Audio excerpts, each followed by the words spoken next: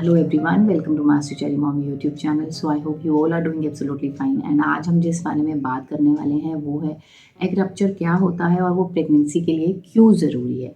तो वीडियो को स्टार्ट करने से पहले चैनल को सब्सक्राइब कीजिए, वीडियोज़ को लाइक करिए एंड शेयर करिए। कोई भी आपका डाउट है तो आप मुझे कमेंट सेक्शन में पूछ सकते हैं।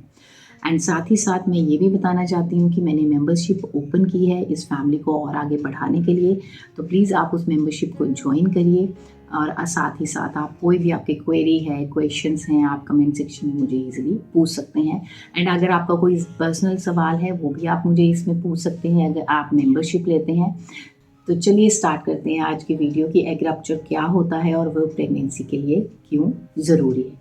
तो देखिए, सबसे पहले ये होता है कि जब हम माँ बनने चाहते होते हैं तो सबसे पहली चीज़ जो रिक्वायर्ड होती है वो होती है कि हमारा जो साइकिल है वो रेगुलर होना चाहिए। ठीक है, ऐसा नहीं होना चाहिए कि हमारा साइकिल जो है 40-60 दिन के 2-2 3-3 महीने के गैप में आ रहा है। नहीं, हमारा साइकिल 22 दिन से लेके 35 दिन तक के बीच बीच में आना चाहिए, पहली चीज़। दूसरी चीज़, जब हम रिलेशंस बना रहे होते हैं तो हमें ये पता होना चाहिए कि हमारा जो है ओव्यूलेशन कब होता है। अब ओव्यूलेशन होता क्या है उसके बारे में बात करते हैं।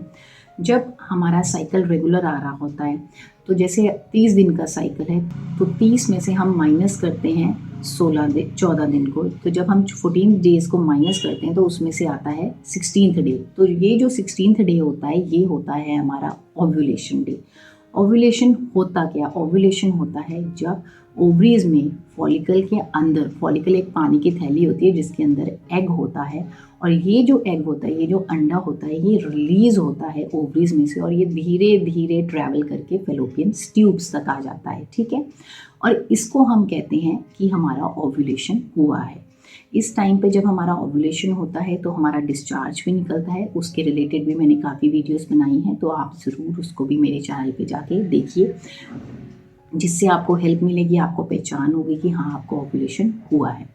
अब ये जो ओव्यूलेशन जिसको मैं कह रही हूँ कि अंडा जो है वो रिलीज़ होता है जब एक एग मैच्योर हो जाता है जिसका साइज़ 18 से लेके 22 के बीच में होता है, तो वो क्रैक करता है, रप्चर हो जाता है और वो धीरे धीरे ओवरीज में से रिलीज होके ट्यूब्स तक आता है।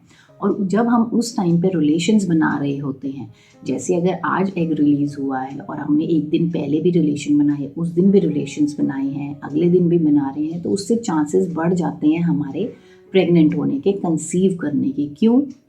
क्योंकि एग की जो लाइफ होती है, एग और स्पर्म जब मिलते हैं तभी हमें फर्टिलाइजेशन होती है। इसको हम फर्टिलाइजेशन कहते हैं।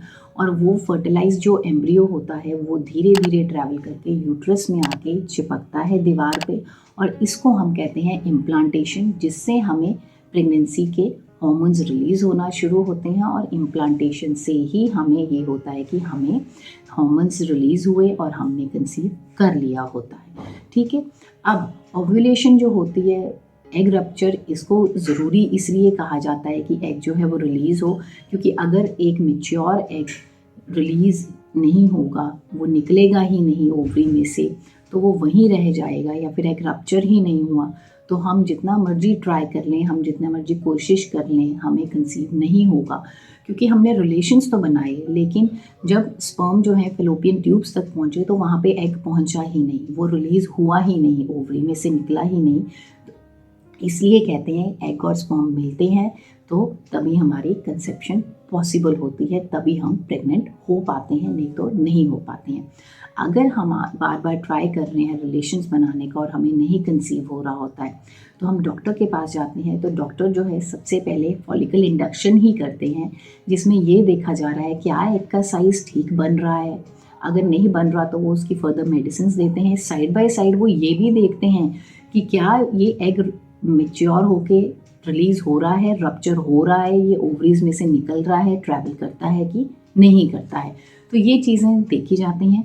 तभी उसके बाद जो है डॉक्टर हमें, अगर डॉक्टर ने हमें बोला है कि हाँ हमारा जो एग है वो मैच्योर तो हो रहा है लेकिन वो रप्चर नहीं हो रहा, तो हमें फर्दर जो है ट्रीटमेंट दिया जाता है, HCG के इंजेक्शंस दिए जाते हैं।